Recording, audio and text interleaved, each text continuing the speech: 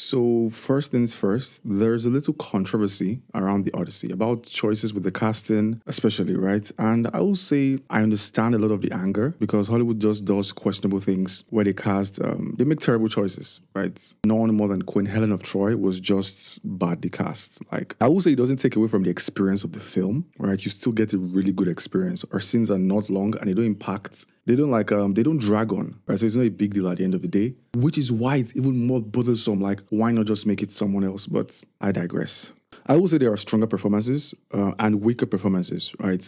Performances stronger, the stronger ones, I would say like Robert Pattinson, Matt Damon, Hathaway, right? Those are really, really good. And the weakest of all, by every standard, is Zendaya. Because how was Zendaya bag Athena's role? Like, how? Genuinely, I have no fucking idea. Was there a screen test? It just makes no sense, right? I'm watching her acting, and I'm like, fuck no, what the fuck? Like, this is Zendaya from Euphoria. That is what I'm watching. People complain about Tom Holland's acting, right? But I think Tom did fine. He didn't do no Matt Damon level stuff, but like, it wasn't bad, right? It wasn't bad. It was, out dare I say, it was good. I'll make a secondary remark here and say, like, for every character, and they kind of get to a point in Hollywood mainstream where the actors have just gotten to a point where they play themselves in films, right? They literally just play themselves. Like, you're watching Matt Damon be Matt Damon, Hathaway be Hathaway, and they don't really do like character study or character deconstruction. It doesn't feel like it anyway from their performances. They just sort of play themselves, which is not good. But the acting nonetheless works. I will say that. I will say as much as they play themselves, it still works for what they're trying to portray. John Bernthal's performance, right? I'll say I didn't like it as well. Like, let's say you could say Zendaya is the weakest, then go up that list a bit will be John Bernthal, the Lestragonians, right? Honestly, I still am not sold. Like, I believe from the book, right? The way the book describes it, it's kind of like we see the Lestragonians eating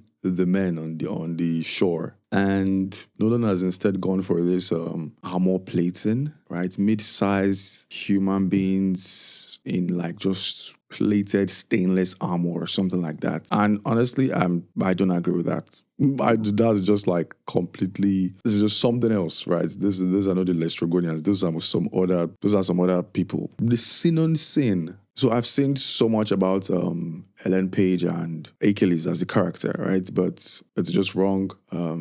Ellen actually plays Sinon, right? And the Sinon sequence isn't stretched out. Like, again, it feels like Helen of Troy. It feels like it's kind of like a little bit of an extended cameo. It didn't take out of my experience. Exactly. It did not take out. It wasn't anything damning. Nolan is so interested in like story progression, and let's talk about the timeline, the non-linear timeline editing that Nolan does. And it's jumping from different sequences, right? Different portions of the story. I really enjoyed it. I really fucking enjoyed it. In one interview, Nolan says he doesn't know what he's doing, like when the interviewer tells him to his face that he does this non-linear thing. But it's clear as they come on. You definitely plan this shit. We've seen him do the thing on Memento, right? With the board and stuff. So he definitely like plots this non-linear stuff out, and it works. I liked it. Some people mention like horror sequences. Like, I guess people are the Cyclops scene, right? Odysseus' men, they wander into a cave, and what follows is kind of gruesome. It's not really horror, like it's not like a horror sequence. Yeah. Other than the fact that Nolan also compresses and condenses certain portions, which is fine because we can't just watch a 4-hour film. Like, I've read the Odyssey. By the way, I saw it in IMAX, so that probably improved my experience, right? Like, I think if there's just something so immersive about watching on a big screen, it feels like you're in those ships. It feels really gritty. It feels very very visceral. So I would recommend you see it in IMAX as well if you can. I also saw online that some people mentioned there were not enough like epic shots to make you feel like it's a massive story. I completely disagree. I think there were enough shots to make me feel like this was an epic story. That like there was no sequence where I thought, oh, why is this a close-up? Like, this would have been a wider shot. No. I will say definitely close-ups are more for that sequence. I lost my train of thought. So I'm just remembering Zendaya playing Athena. Like, the reason realize I'm recording this, I'm literally remembering her, and I'm like, what the hell? Because I just rewatched Dune Part 2, and I was watching that movie and going like, this is literally just Zendaya from... Like, this is Zendaya, like, I'm seeing her play as Fremen, and now I'm seeing her play as Athena. It just, she's not acting.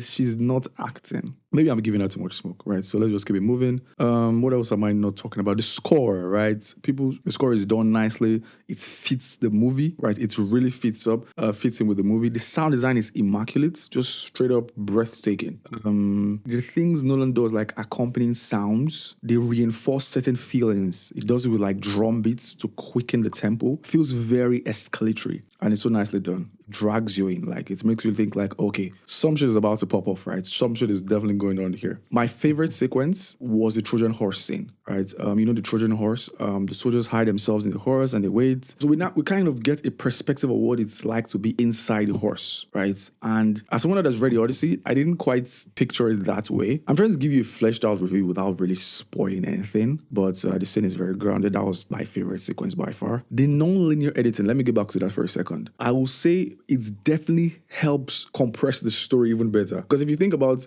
as someone that thinks about like storytelling techniques, right? The cuts will be too jarring if we're trying to tell this like with a monomyth structure, for instance. So I believe like the non-linear stuff very definitely like helps condense it. Because like what else would you use really? We have like in medias res, we have petal structure. Like those wouldn't work. What else? I guess there is a bit of the mountain in this as well. Yeah, by the way, if this wasn't what you were expecting, like if you're expecting me to like trash the movie, I'm sorry. The movie is good. I understand your annoyance with the casting. I am equally annoyed. But I won't say because of those terrible casting choices I want the film to fail. Like that's just silly. Towards the end, the ending sequence, right? The final sequence when Odysseus returns back to Ithaca. When he returns to Ithaca, some parts I thought, okay, maybe he could have smoothed this out a bit, but they're fine. I will say some parts feel rushed. He definitely like utilizes dialogue to let the story breathe. Because certain portions of like story progression wise, they feel rushed, but then it lets them breathe later with like dialogue. I would like to see the film again. Am I going to? Probably not. Am I going to wait until it hits streaming? Definitely. Yeah, but it was good. If I could rate it, I don't like 1 out of 10 ratings, so I'm going to use 1 out of 100. I rated a solid 78. Yeah, that's like the first number that came to my head. A solid 78. Well, that's been it, guys. I hope you go see this film. Ignore Twitter, ignore Reddit, ignore the noise. Hell, ignore me, ignore this review, and just go watch the film for yourself. Before entering the theater, make sure you try as possible your best to remove the plethora of things you've just consumed on the internet, and don't go thinking, oh, I'm going to find things to criticize and all of that. Just enjoy the film and have a nice time. If possible, watch an IMAX as well, and let me know what you think in the comments. I'll see you later. Bye-bye.